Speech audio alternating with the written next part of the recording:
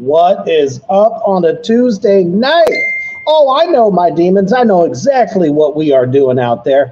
I have brought to you a legend in horror.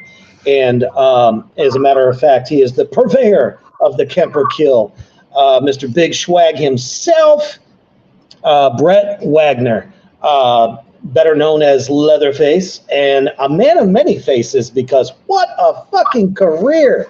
We're going to be talking about all that and more, and all the groovy stuff that he's got coming up. But before we get to that, we're going to take a quick commercial break to our brothers at Villain Arts Tattoos. Check that shit out.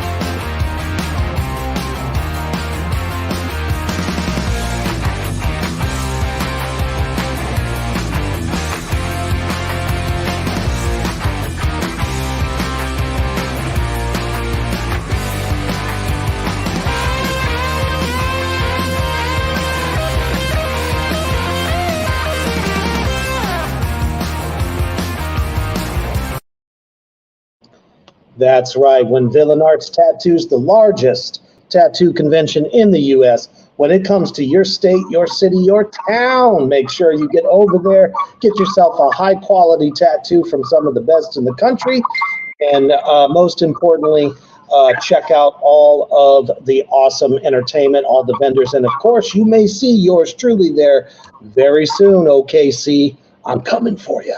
Let's hang out. Let's party. All right. John Sorrell in the house. Hello, how's it going? Cody and Rebecca. And this is the time to be able to shoot your questions to the man, the myth himself, Brett Wagner. Share this out anywhere and everywhere. There is a Texas Chainsaw fan, a horror fan, and just a fan of anything that this man has done, because he has done it all. Good evening, Big Schwag. How are you doing tonight, brother? Good. I don't know if I can live up to that build-up right there, so... Yeah, you know, when you've been in the business, when you've been in the business for 30 years, you know, you'll accumulate a lot of credits and a lot of different stuff if you put your mind to it. Man, and you are so versatile. It's awesome. Just going through your IMDb and stuff, and you've just done so many things. What led you to be wanting to get into the business in the first place? You know, when I was a kid, my mom and dad would let me, you know, watch scary movies and The Twilight Zone and Outer Limits and stuff like that. I mean, I think the first movie I ever watched was Night of the Living Dead. And then I watched this real cheesy, campy, children shouldn't play with dead things. And I just got into horror, you know, and I was a jock and an athlete in high school, but I wasn't really good at studying. And I started working bars when I was like 17 years old, and I got into acting class when I was 19 or 20, and I just said, I think I can be in horror movies. And I mean, it took a long time to get into my first, you know, TV show, which I think was Buffy or Angel under makeup. But then, you know, I enjoyed it a lot, and that was 30 some odd years ago, you know, when I started acting. So it's been a long road. Man, I'll tell you what, Buffy the Vampire Slayer, that was my shit. That passion started for me after the film came out, and then when the TV series came out, I was like, this is so much fucking better, you know. And the fact I got to work on that, I thought was fantastic. So I fanned out just a little bit. What was it like working on that set? Man, so Buffy. I played a truck driver. In fact, I think someone brought this book to me. It's nice. Buffy and the Vampire Slayer, 20 Years of Slaying, and I forget what page I'm in, but they mentioned me in there. And I did a Buffy, and I was all excited. And then I got to do a couple episodes of Angel with my buddy Robert Hall, who used to own a company called Almost Human, was doing makeup for Buffy, Angel, and Josh Whedon's other show. I forget what it's called, but he was doing all three. He had the greatest Halloween parties in the world. Every news crew would be there. He'd have Suicidal Tendencies playing. He would have all these bands, and he was the man for a long time there doing the makeup in Hollywood. So it was awesome. When the show is hot like that, like Buffy and Angel were very hot at the time. They don't care that you work. They don't care that you're working overtime. I mean, I was in makeup and we'd be sitting there for 18 hours, and an 18-hour day is, that's a lot of money. So you're like, you're double time, overtime, triple time. You're just going, wow, keep it going. So they were always really good shows to get on, especially if you were in makeup, because you'd be there a long time and you would make, maybe you were making $1,700 for a couple days. Well, but you would make that in one day, maybe $2,200 a day, because you would be in makeup for 18, 19 hours, and they didn't care. They didn't care to pay, about paying you the money, because it was a hot show. So that was awesome. That was fucking pocket change to those guys. 100%. But for me, I was like, ooh, what am I? I'm going to go buy a gun. I'm going to go buy some comic books. I'm going to get something. Yeah. What was your favorite comic book? Hey, listen, I still have them. I have Creepy and Eerie magazine. Yeah. Warren Publications. I have the whole complete set of Creepy and Eerie. So that's one of those things I think that should be done into a I pitched HBO years ago, said, look, you did Tales from the Crypt. These stories are so good. Franzetta did a whole bunch of covers. Corbin did a whole bunch of stories and covers. Some of the greatest artists in the world for 30 years, like the early 60s. And then, I forget when they stopped making the magazine, the comic books, but they were great. I'm a huge comic fan myself. Anything that was horror, I got my hands on it. That is just amazing. And what a way to kick off your career, being able to get into two of the biggest shows at the time. That shit was amazing. Aaron here says, yes, EC Comics is a huge inspiration for me. Aaron is also a director. He's about to do his first film. It's an indie film. And one of my longtime viewers and a partner of mine here at Morgrat Entertainment, Cody, says, I wish I knew you were Leatherface when I met you at Mid-South Dragway a few years. I only knew the hot rod part of your career, especially Monster Garage.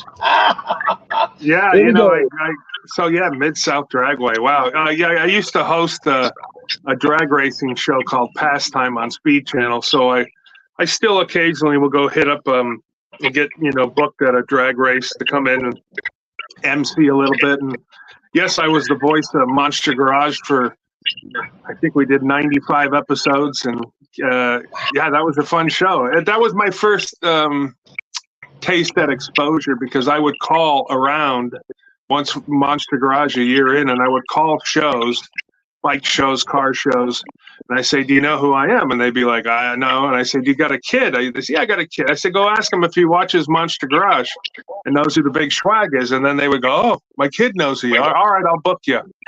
And I think the first show I ever did was I went to Henderson Harley Davidson, and I did a MC there. I mean, I didn't know what I was doing, but I MC'd a little bike event they had there, and I got paid to drive up, and I was so tickled pink. And yeah, exposure is the way to go, because you have to test your value out there. So I was testing my value by calling all these car shows and bike shows and bike rallies and seeing if it said like fifth annual, I know they'd been in there 5 years, and I'd say, let's take it a shot. And for many years, I would go do these car and bike shows and meet your buddy like I did, and your viewer there. And I love it. I love the cars. I love the drag strip is a special place for me. I love it. My dad used to take me as a kid, and we go to the Winter Nationals in Pomona. So when I did get to host pastime, my father had already passed, but it was a shame because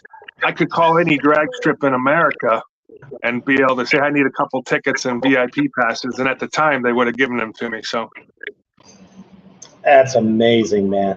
Nothing wrong with being able to, try out all your passions and being able to do that. It's almost like it comes full circle, especially just wanting to get into, the business period, and being able to do horror and then being able to make that crossover into another passion of yours.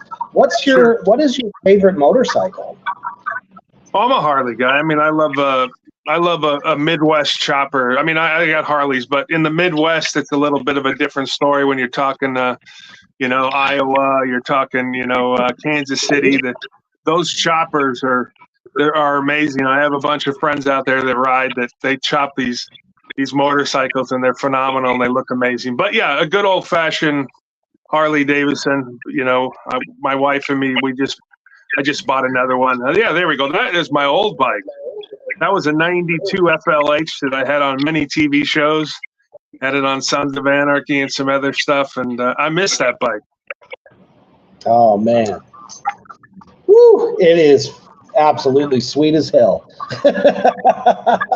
So, were you still kind of continuing on in television before you got into full features, or?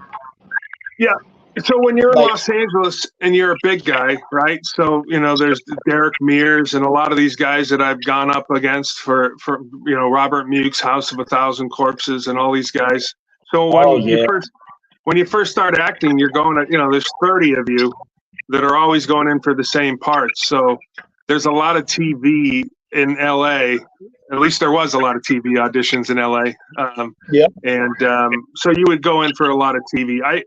I've done, maybe I have 115 credits as an actor. At least 100 of those are TV shows. So, yeah, the movies are a tough nut to crack. But, a good thing about a movie is you might be filming out of town, out of state for a while. Like for The Crazies, we filmed in Iowa and we filmed in Atlanta. And it was great to go out there for a week and then come back and then go for a week. So there's something to be said about movies. But good old fashioned, there you go, right there. Got the cover of Fangoria magazine, which in our business, in our world, the horror world, that's a big deal. I remember this is funny. I went and bought, I told the guy at a newsstand, I said, listen, when Fangoria comes in, I want 100 copies. He goes, how many? I said, I want like 100. Well, I forgot that they're $9.99. So he says, hey, I got 50 here and I got 50 coming, and I had to come up with a lot of money. Oh, it was probably the best, $150 you ever spent. Oh yeah, I was giving away a lot of magazines and signing them and giving them to folks, and I was very proud of that. That Rob Hall at the time, they were calling Rob saying, "Hey, can you give us some pictures from the Crazies?"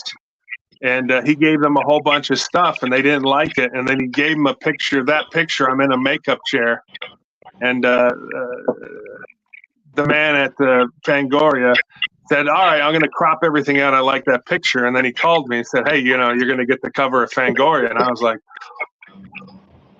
but you get it once. Now the goal is to get it once again. Hell yeah. I mean, you're far from being done. Don't even think twice about that shit. There ain't no way. It's kind of interesting. You said, when you're a big guy in LA, you got 30 big guys trying out for the same stuff. Well, good thing that I'm huge and in Nebraska. So I haven't seen anybody quite as big as me just yet. So that's good. And at I least love for me. Nebraska. I Oh, man. have worked It at a has a drag good strip in Nebraska, and Right. I've done a haunted house out there. Gosh, and I should remember what it was called. I know I have their beanie here somewhere. Yeah, I worked. Nebraska's great. A lot of good bikers out there too. A lot of good riding bikes out there. A lot of good shoppers. A lot of my friends are out there in Nebraska, so we love Nebraska. Awesome. That's the first time I've heard that, and that's great. Fantastic. Now, Reaper, driving all the way across Nebraska could be a pain in the ass. Yes, it can. Because there's not much to see. However, I do love Omaha. I love getting into Omaha and hanging out with some buddies, once or twice during the year. So That's fantastic. So what was your first film? When did that happen? What was that like? I had gotten a couple gigs on TV. I mean, I did a commercial which got me into the union. I did a Tostitos commercial, even though I got cut out of it. That got me into the union. And then I would get little bits and pieces and roles and here and there. And then I like at 30 years old, I was still, I was bodyguarding for bands, and I was working the clubs and bars in Hollywood. And I had a little midlife crisis because I wasn't a full-time actor. Right. And I started doing professional wrestling. So once I got about that. Yeah, so once I was like a professional wrestling manager at Bobby the Brain Heenan, but at 6'5", 350 pounds, I was a big awesome. Manager. But I learned to work a crowd, and I learned because it's a lot of improv in pro wrestling. You're on the go, and if the ring breaks or someone gets hurt, they'll say, "Schwag, go out there and entertain the crowd real quick," and I'd be like, okay.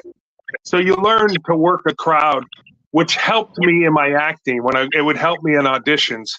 Because if I can work 1,000 people in an auditorium to get them to boo me, what is 4 people in a room for a TV show that, and the wrestling helped me. But my first acting gig was Bicentennial Man movie with Robin Williams in San Francisco. And that was a treat. That was a treat to get to watch Robin Williams work. That had to be like just a like, I don't know, out of this world kind of moment, because he'll always be one of my favorite comedic actors for forever. So yeah, it was. Robin will do this. This is what Robin. Now, I had met Robin Williams when I was in junior high, not even junior high, grade school. Grant Johnson, a guy I was in school with. I got to go to this private school for a little bit, and Grant's father produced Mork and Mindy. So when we were like in the 6th grade, I remember his dad and Robin Williams came over to the house very late in the night. They probably were up having a few tasty beverages somewhere. And Robin Williams came in and entertained 5 of us 6th graders for about an hour. So when I'm on the set, I'm relaying that story to him. He says, that was probably back in my, when I would do a lot of funny things days. But he was so nice. Robin will start doing a joke, and then when the director says, all right, everybody get ready, he'll stop the joke. And when they say cut, he would then finish the joke. It was just great. He was just a wonderful guy to watch. It's like one of those just innate abilities that somebody like him is just one of a kind. No doubt about that. And, going back. Go ahead. No. Oh, I was going to tell you about Rob. So, you can see how his mind works so fast. It's almost like the Rock, Dwayne Johnson's mind works really fast from the world of professional wrestling. It translates. Yeah. Kevin Hart works really fast. I don't know if you guys know, and I always praise him, but Derek Mears, who played Jason. Yeah. Derek is a comedy expert, and I don't know if a lot of people know that. He is so quick and quick-witted and can do that stuff. So Yeah, there's still a lot of guys out there that can do it. I think I'm funny, but I don't have what they have. It's a whole different thing. Yeah, I definitely kind of got that feeling from Derek in what was it? Victor Crowley. It was the second film in. Oh, Hatchet, with Yeah. Kane Hodder. Man, I saw him in that role, and I was like, damn, he's funny, and he's like so serious though at the same time. But those lines just like rolled out of his mouth. I was just like, ooh, that is something to watch. Great actor, good guy. Really, we just came back from the weekend. We were me, Derek, and Bob Elmore from Texas Chainsaw Massacre 2, and Heather Langenkamp, obviously from Nightmare on Elm Street. We were all signing up in Canada, Niagara Falls, Canada, at the Niagara Falls Comic-Con. So it was good to see those folks, and we had a great weekend up in Canada. So. Hell yeah, absolutely. Which is kind of funny because in November, myself and John Sorrell of Morgrot Magazine will be there with you in the Memphis Monster Con in November. I'm excited. Brand new show. Really good promoter. Bringing in a hell of a lot of good guests. I mean, big time. Ken Foree, for God's sakes. I mean, I can't even. You'd have to name everybody else off. I think Tom Matthews is coming in. I'll be there. I mean, it's just going to be a big deal. So many great legends of the business, and me as an indie actor, I'm just like, I get to be part of the show with you guys. So this is going to be great. Yeah, it's going to be a big deal. My buddy John Henderson, who I do a podcast with, the Doomsday's Crypt, he'll be there.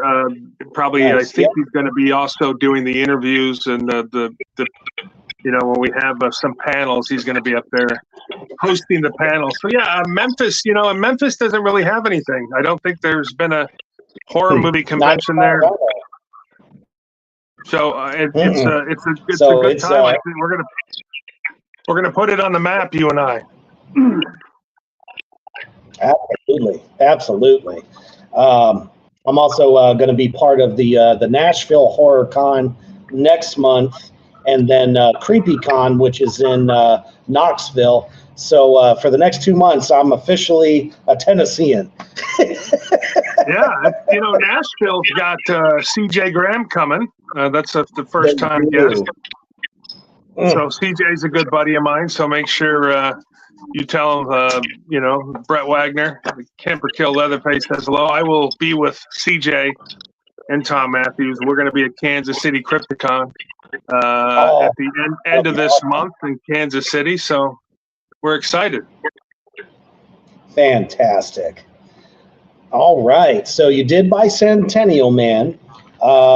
How did you? I mean, we got to get down to it. How did you land? How did the Texas Chainsaw remake, which still by far is, it's almost as high up there with the original for me. How did that come about? So R.A. Mihailov's a good friend of mine. A lot of these guys I'd met Gunnar Hansen before, and so I mean I was a big fan of the series, obviously, and I saw that I read some stuff in one of the Variety magazines saying they're looking for a local hire in Texas, and I was so bummed that they weren't going to cast for this part, and they were just going to probably get some ex-football player from the Dallas Cowboys, Dallas Cowboys, and they were going to get some bouncer, some big bouncer. So I went in for a commercial audition one day. And when you go into a commercial audition, there's different rooms. There's a board up there, and it says in room 1, Ford, and room 2, Pepsi. And in room 3, it said TCM. Oh. And I was like, I can't be Texas Chainsaw Massacre. And that was the commercial agent. So I called my commercial agent and said, can you call her and see if that is Texas Chainsaw Massacre? And if they haven't cast Leatherface yet, ask if I can come in and put myself on tape. He said, sure, come on in. It's a great story. So I go in. I went and bought I went to Salvation Army and bought a suit you know, I was 350 pounds, maybe 360 at the time. I was very large, and the suit did not fit me, but it looked good for the, you know, what I was trying to pull off. And I went inside and I said, just roll the camera. And I just said, Mr. Bay, Michael Bay, I said, Mr. Bay, you don't want to waste this part on some Yahoo in Texas. I said, you know, and I kept going through this and that. I said, this, you know, Gunnar Hansen was amazing. Everybody that's played the part has brought their own deal. I said, don't waste it on some idiot or some big giant bouncer in Texas. And I said, and then I picked up the little girl who, yeah, there was a girl working the camera, and I picked her up real quick, and she squealed, and I went back to the camera, and I said, I'll see you in Texas. And then I put her down. And the casting lady said, is that it? I said, yeah. And then the next day she called me and said, Michael Bay thought you were funny. You got the gig. And I was like, yeah. But, you know, so 2 months I was trying to, I called RA right away. I probably called 1,000 people in 10 minutes. And then that casting director called me back and said, hey, by the way, don't tell anybody. And I was like, oh, great. I just called 1,000 people. But, you know, Marcus Nispel was the director. He's a really good director. He directed our, you know, Texas Chainsaw Massacre. He also directed Derek Mears' the remake of Friday the 13th. Now, my story is, you know, we get a weekend of filming, and I got heat stroke. So I'm only in, like, basically 2 scenes. But I do the Kemper kill. I'm the first kill as Leatherface. First time you see Leatherface, that's me in the movie. And dragging him and slamming the door shut. And I think they have another shot of me running, doing something, but that's about it. So, yeah, there he is. There's me about to lay the smackdown with the sledgehammer on Kemper. Absolutely. You know, Reaper, I get heat stroke, and then they brought in Andrew 3 days later, and he did a tremendous job. So I'm just, you know, for a long time, I wouldn't even talk about it because I was embarrassed that I got hurt in a role of a lifetime. But as I got older, I'm like, hey, you know what? I still was Leatherface in the movie, so not many people can say that. No, not at all. And that scene is absolutely legendary because I remember when I went to see it for the first time. I went to the theater, and when your first scene comes up, it was like thunder, lightning, the Earth's core opened up. I was like, oh, man, let's go. And I mean, I don't know, out of all those kills, that was by far my favorite.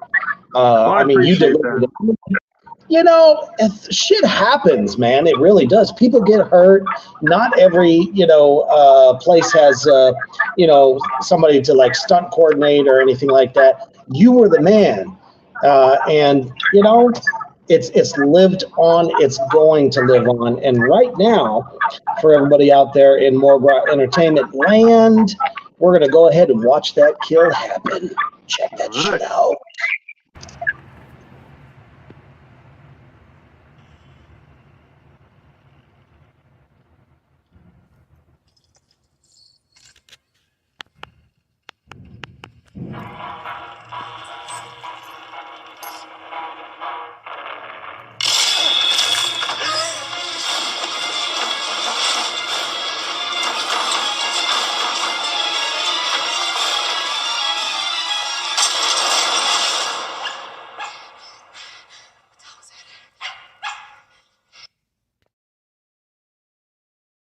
That's what I call a real smash and grab. Reaper, I will tell you, I was in so much pain slamming that door shut because what happened is I fell down and said I need to take this mask off, and I went outside and I drank like 7 Gatorades, and about 30 minutes later I said I think I'm good. But when you have heat stroke and your muscles tighten up, and the muscles in my back tightened up. So I had to finish that scene. So, and it's not that Eric Balfour is very heavy. He's just tall and lanky. And now with my back out, somebody had a skateboard, so we put him on a skateboard, and it made a little bit of an easier to drag him. But slamming that door shut was so hard, and I just remember just being in so much pain. But we got it done. You did, man. I mean, that's a testament. That's a true actor trying to bring this nightmarish character to life. Um, I have to ask, was Eric just terrified when you started that sequence? No, to his credit, I hit him a couple times. We had a take, and I hit him with the sledgehammer, and he goes, "Oh, you got to hit me harder than that." And I said, "Okay." I hit him again, and he was like, "Oh, you got to do it." So then I really whacked him. That was a prop sledgehammer, but it had a little heft to it, and yeah, to his credit, I haven't seen him since 20 years, but Right. to his credit, he was really good. Said really whack me with it, which I did. Hell yeah, man. That is why everyone felt that hit when you deliver it, because you actually delivered it. And it's great, actors like that are willing to go the distance. My wife did something similar actually, it was Clown Motel 2, where she had to get whacked with a guitar, and the guy that was doing it was afraid to like hurt her. She's like, "No, fucking whack me with this thing, break the thing." It's one of those breakable guitars, and I mean, not every actor is willing to take that hit, and that's so cool that he took that hit, because I'm telling you, I felt that shit. I was like, "Ooh, that had to hurt." Yeah, he's a great guy. He was, Eric Balfour is a really good actor. He had a lot of success after that movie and was in TV shows. And maybe before that, he was in 6 Feet Under, which was Right. one of my favorite TV shows for a while. And I believe he's still acting and doing his stuff. And maybe one of these days, I'll get to say hello to him. But thus the good thing that with the sledgehammer is because I never touched the chainsaw. So when I go to conventions, I have my buddies in Arkansas, Scared City Productions. They make me these bloody sledgehammers that I sell and sign them, and they're great because not a lot of people. When you're doing the convention circuit, you got to have some. You can only sell so many pictures, and then people are like, "I already got that picture." So you always got to think of something different. And so my bloody sledgehammers are they're running rampant all over the United States right now. Which is absolutely essential for everyone's collection. 100%. Says, I think the sledgehammer kill is so underrated for Leatherface. Man, I can't agree more with that. I feel as though that was one of probably the most brutal. Man, there's so many comments here. I'll try to get to them. So sorry. Yeah. Let's see here. Kyler says, you and Andrew made Leatherface scary again. Could not agree with that more. Sydney, hey girl. She says, great kill scene. Babylon Sun says, for the love of the craft. He's a big fan of the Texas Chainsaw franchise, as I am. Yeah, definitely. Kyler also says, I do want to say I have a fear of slaughterhouses, and you slamming the door still gives me nightmares. And I mean, thank goodness that you really went all in on that, because those doors, man, that thing looks so heavy, but you made it look effortless. Boy, it was heavy. I tell you what. Here's I went to a convention, and I don't know, 2-3 years after that, and I met Gunnar Hansen, and we were talking about it, and I said, Gunnar, I do the first kill in the movie, and he goes, what? I thought it was all this Andrew and this and that, and I said, no, that was me. And then he was so nice. He's like, man, because his door slamming thing is legendary, right? So when you're an actor, and I read the script, I'm like, how am I going to do it differently, or how am I going to do it so it makes an impact? Just like he did. So he was such a gracious, humble guy. And he told me, I had a couple Funko Pops I wanted signed, and he goes, I put some money down. He goes, I'm not taking your money. And I said, take my money. And he goes, you can either sit down and bullshit with me and let me sign these for free, or you can walk away. And I said, oh no, I'll sit down. Fine. Sign them for free. Very nice guy. Great guy. It was just, it was awesome to be able to chit chat with him for a while. So, Oh man, Gunnar is definitely legendary. What a great guy. Everyone I've ever talked to that has ever met him said he's just the nicest dude ever. And I mean, shoot, that first scene, in the original, when that real bright shiny door closes, man, there's like no music going on. That's the one thing I've always said that has made Texas Chainsaw what it is the lack of music, that you're just getting all that raw. You just don't know what the hell's about to happen. And then it does snap and your senses just go, oh. So you brought that to life and breathed life into it. And we can't thank you enough for doing that. That's for sure. And, and then that leads you to the Crazies. Let's talk about that one. Another awesome remake. We talk about remakes a lot on my show. Most of the time I don't like them. But this one in particular, great fucking cast, and wow. Yeah, great movie. I mean, it's one of the Romero's films, which I don't like. And I remember watching it. I was like, I didn't understand. I'm like, this is not really a horror movie. Right. So when we went in for the audition, John Papsadera is a huge casting director in LA. So I was like, well, and I totally gelled, and I forgot that The Crazies is not a zombie movie, and I'm thinking it's some zombie movie, and I do my scene like I'm some kind of dead zombie. And then when I walk out, I'm like, what did I just do? I just ruined that audition. But the director liked it, and Breck Eisner, and I got the gig, and yeah, it was awesome. I made sure I was hydrated, in 2010 when we shot that, and I made sure that there was going to be no heat stroke. And it was great. Timothy Oliphant was great to work with.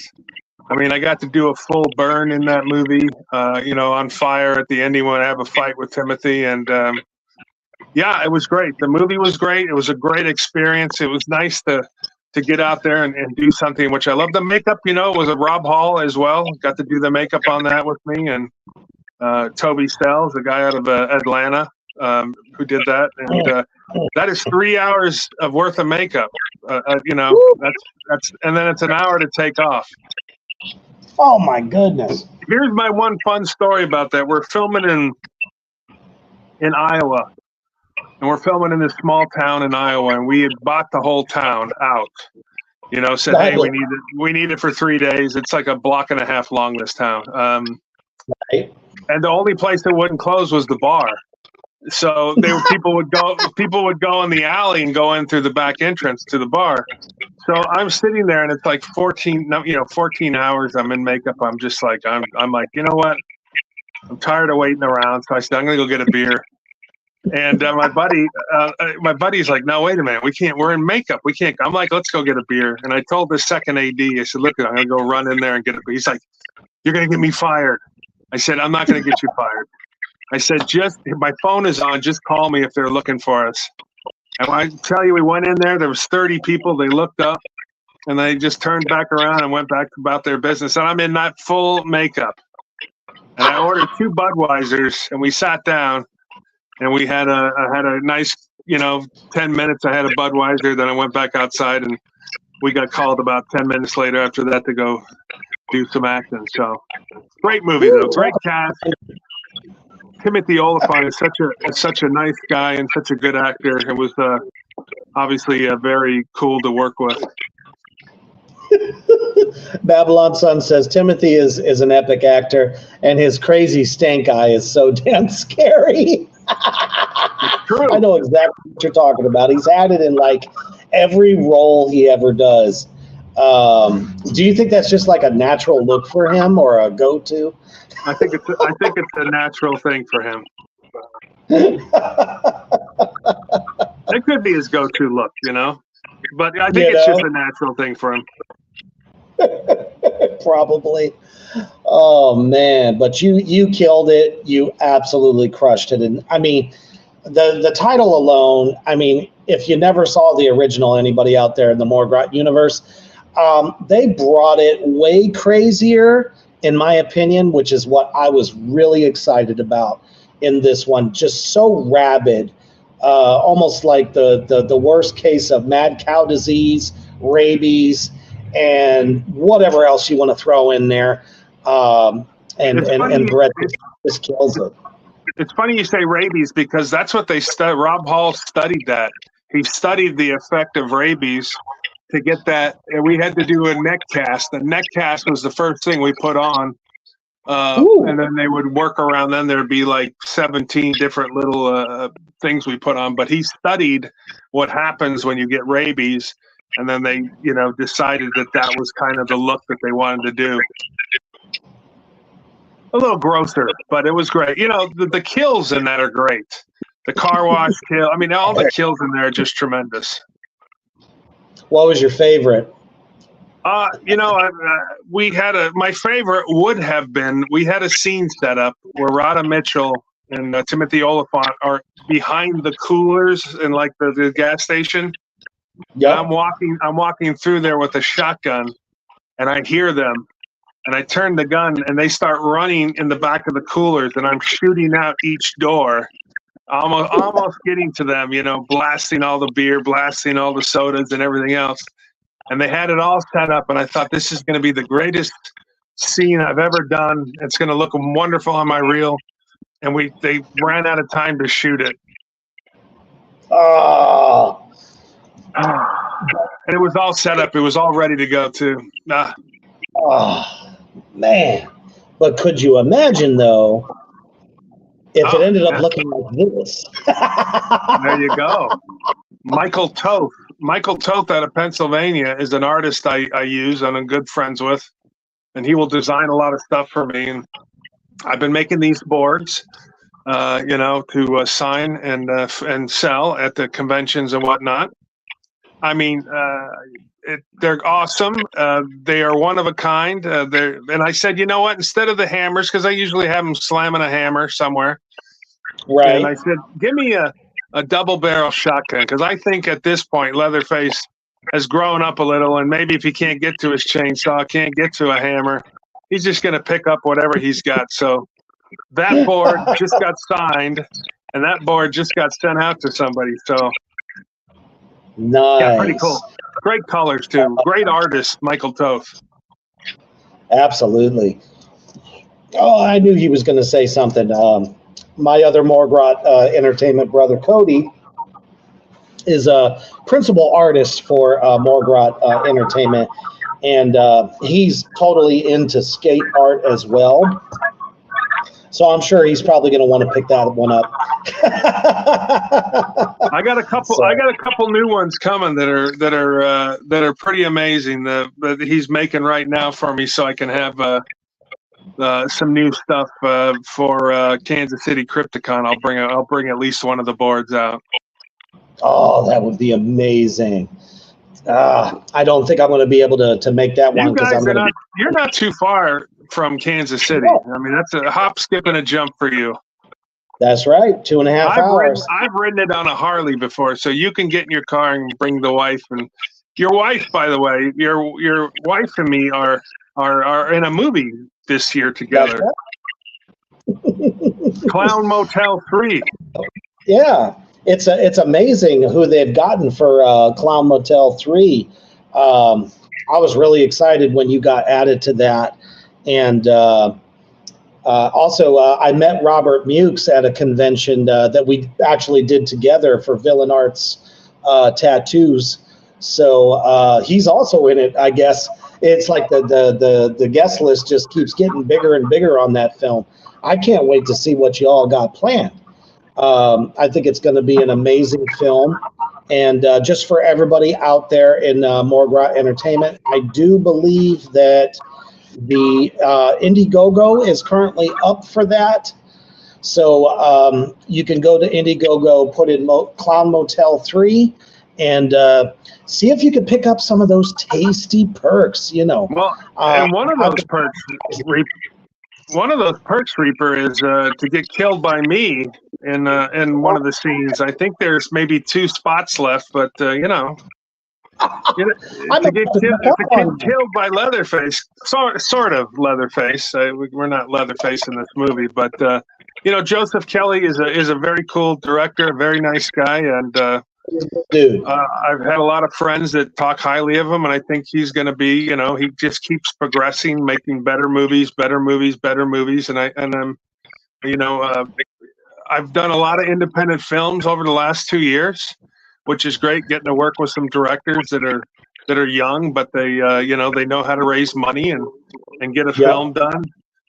We have a movie I did last year called Desert Fiends, where I get to work with Scout Taylor Compton, which was awesome. I didn't realize that I had worked with Scout Taylor Compton in a movie with her when she was a kid, and or a young lady. She was a teenager, and so I remember. I was like, hey man, we did this. I played a doorman at this. She's like, oh my god, I remember that. But yeah, great. A lot of good indie stuff. It's funny. We were just talking earlier that I emailed a director and James Balsamo, and I sent him my because I keep seeing some stuff. He does a lot of movies, and I saw something. I Spill Your Guts too, and I sent him my reel, and I said, hey, you know, James, I'd love to audition for you. A lot of people expect to get gigs just because they've been acting for a long time. I don't mind auditioning. You know, he may say, Brett, I don't like you for this role, but, you know, I'll think of something. But James said, hey, can you work Monday? And I said, yeah, I can work Monday. Let's go. So sometimes it happens just like that. And then sometimes it takes a while. You know, you have to audition and go through the process. But a lot of good indie filmmakers out there. Sean Hite is a good friend of mine, and he just did Cannibal Comedian, which won a whole bunch of awards over this year, and he's going to be a big force. The Sean C. Phillips, you know, the Joseph Kellys, all these guys have a good opportunity to become the next big directors. You know, it's exciting. Sean's a man. Yeah, I mean, and that's just it. Those that are hungry are gonna get fed. I truly believe that, which is what Reapers Underground is really all about: is highlighting the best in underground entertainment across the board. And I've said it for a lot longer than this, but you know, Hollywood is out of original ideas.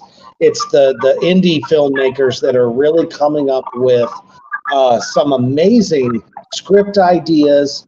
And I think it's just a really exciting time to be a part of that. You know, not just for me, but I mean, having, you know, legends like yourself, it just makes it that much better. Quality acting, quality scripts, and everyone's passionate about what they're doing, which is fantastic. 100%. There's so many, you know, Damien Leone. You look at the Terrifier. You look at, if I would have, you know, I never had watched Terrifier 1. And then when Terrifier 2 came out and I saw they were doing an Indiegogo, and I was like, I don't know anything about it. But if I would have known, believe me, I would have jumped in there and paid to be in that movie. I love it. I think those guys, I'm so excited for Terrifier 3. Not that it's still going to be semi-indie-ish because of the way they shoot stuff. But, you know, and David Howard Thornton is such a good actor, and he's such a nice guy. And now he's moving to L.A. He's leaving New York and moving to L.A. and believe he's going to be. He just got cast as the lead in Steamboat Willie, I think, something like that. So, kudos to those guys. You know, you just don't know what role is going to break you. Because I mean, I remember just thumbing through Netflix during the small little apocalypse we went through. And, you know, there's this movie on Netflix called Terrifier. And I'm like, well, this is interesting. Well, I should check it out. Fucking loved it. And then when, you know, the fans is what made the second one possible. And I just kept blowing up. And I had the honor of having David on the show as it was in the theatrical release phase because we Wow, were talking. cool. Yeah, we were talking about him, doing the Mean One also. Which, if you haven't seen the Mean One, oh, it's a hell of a ride, that film. But he just, so humble. Like, I'm like, how do you go from nobody knows who the fuck you are to now everyone must have you? So, I mean, the ride is endless, in indie films. So let's talk about that. So you're in Desert Fiends, Yeah. which is a Sean C. Phillips film, and I believe that's getting ready to be released, or is it out already? No, I think they're getting ready to release it. We just finished up a movie called Skate to Hell with another big cast. Sean keeps getting more bigger and bigger mainstream actors and mixed with some people that pay for the perks to be in it, which is fine. A lot of people say, "Oh, you're getting people that can't act." Listen, I do scenes with folks, and if I'm in a scene with you, believe me, I can spend 5 minutes with you, and we'll have that scene down, and you will look good. So, and if you're a beginning actor, people don't understand this. You need to have footage. You got to have footage so you can go get an agent, so that you can Right. submit for other things. And an Indiegogo project, an indie film like that, is a good place to get footage of yourself. And no, Yes. I'm not saying that. There's tons of directors that are great, and there's tons of guys that have no idea what they're doing. And you can watch Tubi, and you can go, "Oh, that guy does not know what he's doing," and versus, "Hey, man, that's not a bad flick. I can't wait to see what he does next." So Exactly. I pick and choose, but if it's a good scene, if you can get into a good scene and it's in a perk, there's nothing wrong with that at all. Absolutely. Unfortunately, so far, the only part of my reel is I'm eating a cast member. I mean, I did it great, but I will be adding some new stuff. We're doing a whole Indiegogo showcase tomorrow on Carnage and Reaper's Backyard Horror Barbecue, which is tomorrow night at 8 p.m. So, and we're going to be talking about some of the great films that are coming out, and definitely, Clown Motel 3 is going to be added to that. But yeah, it really is important to do that. So I'm looking forward to adding to what I got thus far, because I mean, I've always wanted to be the creature feature guy, and I mean, you've done it, man. Oh, you have done it, and it's amazing to watch. Yeah, get it done now. I mean, don't go do it, because listen, you get older. I'm 56 years old, so I'm starting to feel it. And sitting down, getting a live cast, or sitting down in a chair, getting makeup is as you get older, it gets a little rougher. I mean, now our my buddy and my wife's friend Doug Jones, from Doug is great at it. He loves getting all that stuff done, but it becomes it becomes a bit of a pain in the butt as you get older. But yeah, it's great. Go out there, like I said, if you really want to do it, even if you only want to do it once or twice, or you get in a movie once a year or something, and you love it. It's something to do. I always thought I won't do these indie films. I'm an actor. I have 110 credits. What am I? But I love doing it, because there's nothing worse than not working and not staying fresh. And a lot of these independent directors, I mean, the guys that producers will let you take that scene and they say, "Go have fun with it," and you're like, "Oh, wow, okay, great." Whereas in a big movie, they don't let you do that sometimes. $100 million movie, you're going to do it their way, and that's the way you got to do it. But a lot of these guys will give you, a little leeway on the set. Sean C. Phillips is one of those guys that gave me a lot of leeway for some of the roles I played, and I have a really, really good role in Desert Fiends, and also in Skate to Hell. But in Desert Fiends, I'm under makeup. Eric Yoder is a special effects guy who's really on the rise, and in fact, he was had a booth at Monster Palooza. It's going to be he himself is going to start directing, and yeah, it's great to keep working. That's while you audition for all this network TV and all this other stuff, it's nice to be able to mix in a few independent movies here and there and get to work with some people that you enjoy. Oh, definitely, man. And wow. Okay, so we'll answer a few questions, and then I'm going to roll that trailer for Desert Fiend. Let's see here real quick.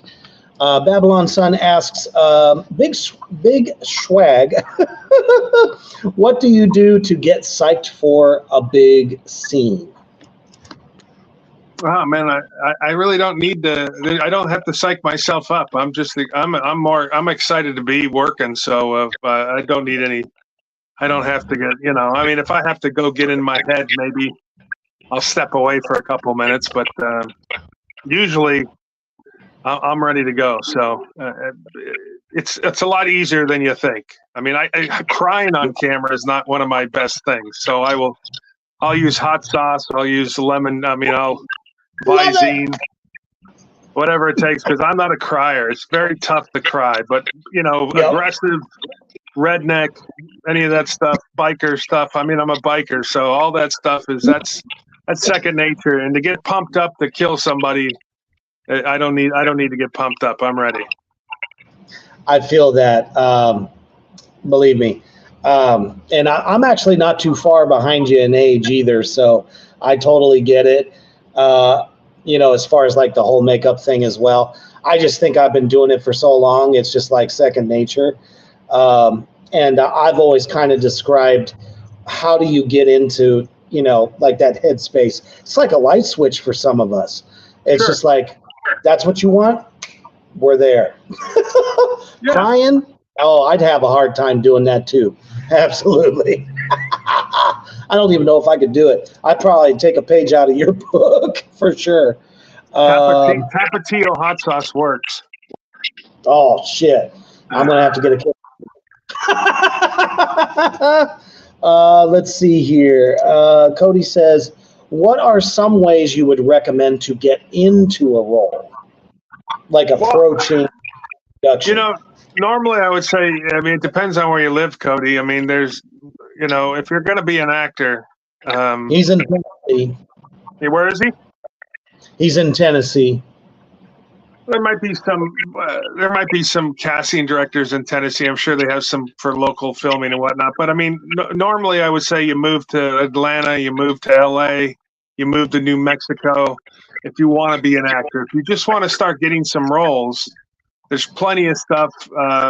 Like we've been talking to a lot of these directors that do the Indiegogo stuff, and there's plenty of stuff that you can submit for. Now, you may have to pay for your flight out there. You may have to, basically pay for that role to get into it. But there's so much stuff going on. Actors Access, Actors ACCES, Actors Access is a website. If you're an actor, you can get non-union gigs on there. You can get independent movie gigs on there. It's a great. I mean, I have been on it for 29 years, so it's something you need to be on because you can see the roles. Got to get some headshots. They don't have to be spectacular. A couple headshots. Get on Actors Access. But if you just follow a lot of the indie pages, a lot of pages on Facebook, and I'm sure Reaper, you put the stuff out there. Someone's casting something. So that's the best way to go about it. But definitely get some headshots. I mean, people want to see how you look. I have to go do them now and get some new ones because I look a little. My headshots from 5 years ago don't look like I look now. So my agent's getting a little angry. So yeah, because they want to see. Look, you can be the biggest, fattest, ugliest person in the world. They want to see that. They want to see what you look like. You're not CGI, not cropping your photos and making you. They want to see what you look like. Yeah. If you're young and you're some hot chick, yes, I get it. Make it look as best as you can. But when you get to my age, or you're a character actor, because that's what I am. I'm a character actor. They want to see that. Yep. And I learned that pretty quick because when I was first starting out trying to find stuff, I'm like, well, shoot, I've been doing this character and this makeup for so long. You know, somebody's bound to say, oh, yeah, that guy would be great for a horror movie. No, I went ahead and threw a suit on and just took a regular all natural shot. Next thing I know, everyone's like, oh, okay, this guy's got a little something. So Yeah. I mean, that's just the best advice that anybody could ever get. That's for sure. I mean, I have my suit shots. I got my bodyguard shot. I got my, young father look. I have my, and the biker stuff and the bad guy stuff is easy. That's just an easy photo to take. It's the other stuff that's a little tougher. But speaking of desert themes, let's roll it. Let's roll that trailer. You guys get to see this in all of its unholy glory because it's badass. And here we go. Deformed people at a rock concert committing terrible acts of violence. This reporter always loved nature and the wilderness.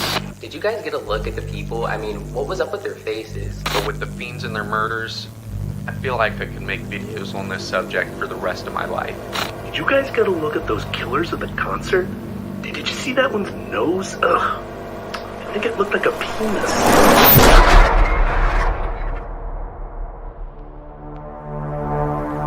It's a very exclusive, very lit music festival that takes place out in the middle of the Nevada desert.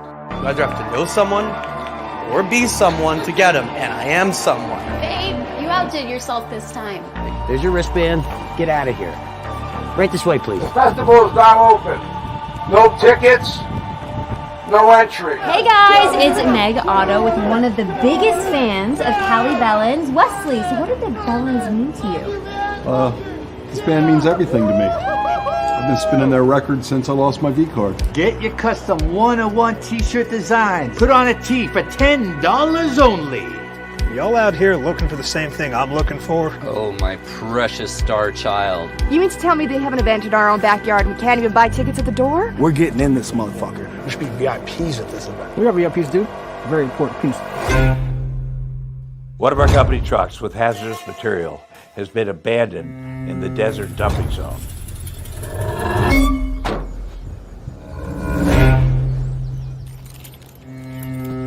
Kenny? Kenny, is that you?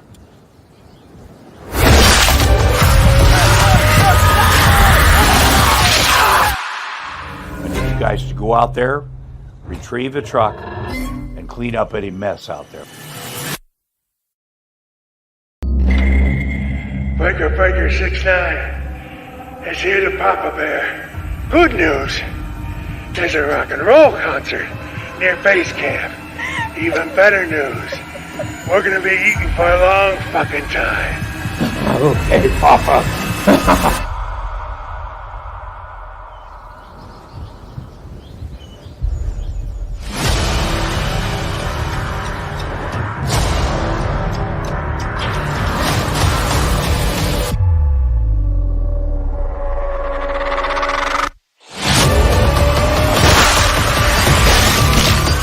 Like you could use a tampon.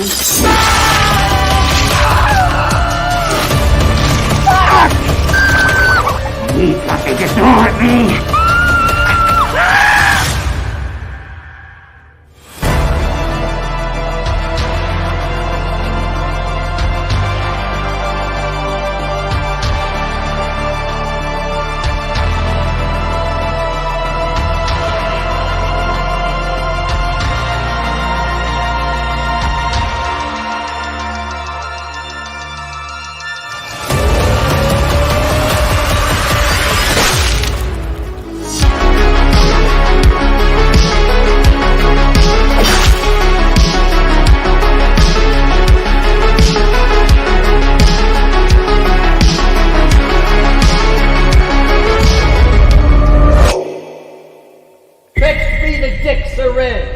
It's time for me to get pregnant.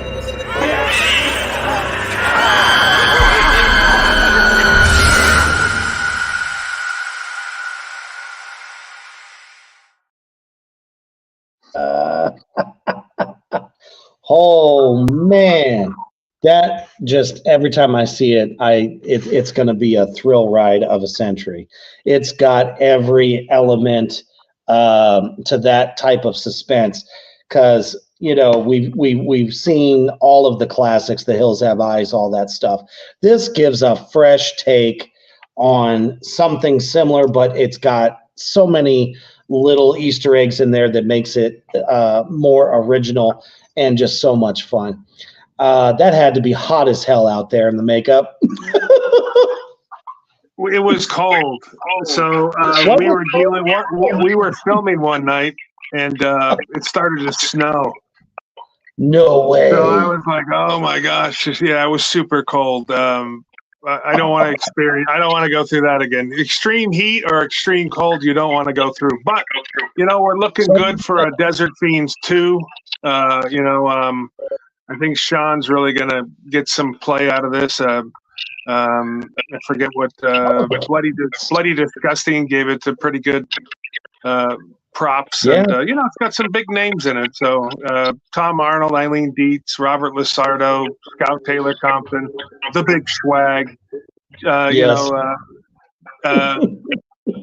Joe frickin' Gonzalez, who I did a music video for. I met Joe on the set of that, and then we became buddies, and I did a music video for him, and he won all these awards this whole last year because it's very science fiction with it's called Sci-Fi Sam, and Joe Castro did all the makeup and special effects for it. So it was amazing. Yeah, Joe's great. And so things are moving and grooving, and we got the Clown Motel 3, and we got some I Spill Your Guts 2. So I'm pretty, James Balsamo film, which I'm excited that I'm going to be filming, doing some stuff on Monday. And the good thing about, it's very funny. So in his poster, the guy's got for I Spill Your Guts 2, he's got a hoodie on, like a potato sack. And I said, that sure looks like this band Ghoul, which I love. And he goes, "Oh, I've never heard of Ghoul." Yeah, he knows the guys personally and would send me videos of these guys talking about how excited they are to be in the new James Balsamo film, and I'm like, So I like it when I have something in common with a director or another actor. So, but listen, I am for hire out there. So if anybody needs something, and they got a good part, you need someone that can take direction and it won't break your bank, I'm the guy. I'll tell you right now, as an actor, it would be my pleasure to fall under your hatchet, whatever tool you want. I'll take that hit. I think it would be amazing to get that opportunity. Just an amazing career you've had. And the roles that you're still doing are just even more and more cool as hell. Totally, thank you for taking the time tonight to hang here underground. I've learned so much, especially a guy just getting into the business at 45 after leaving, the music business behind a little bit. It gives me hope. And you carry a standard that is hard to measure up to, and like I said, so much we can learn, from legends like yourself, and you're still doing it, man. You're still kicking ass. You keep kicking that ass. We want to see it, and again, can't wait to meet you in Memphis, man. That's going to be a good time. Yes, Memphis Monster Con. We're excited. November 9th and 10th. What is it? 9th and 10th. Oh, 9th and 10th. Yeah. Pretty excited. Yeah, come see us. Listen, you can find me at the Big Swag on Instagram, and Brett Wagner on Facebook, and the Lost Leatherface on Facebook. And there's so many conventions we're doing this year. I love doing the convention circuit, as we call it. I get to hang out with some of my friends like Felissa Rose and Tom Matthews and CJ Graham, and get to hang out with all these guys. And it's always fun to be able to go to meet some fans and sign some stuff. And go have some dinner in another state. I am the taco king, so I will find us some good tacos in Memphis. You watch. Oh, please. I love will me some find us some good street tacos out there. Hell yeah. But we're also looking forward to Clown Motel 3, the James Balsamo film you got coming up as well. And we'll make sure to get those on the show tomorrow night so we can spread the word. Thank you, my brother. I appreciate it. Oh man, we're family. We're one big acting dysfunctional family that we are, and we take care of each other absolutely. Again, I appreciate everybody out there in the Addicts section tuning in tonight for Brett and hearing all these wonderful stories. And if you missed it, you guys can catch it on the instant replay, both on YouTube and Facebook.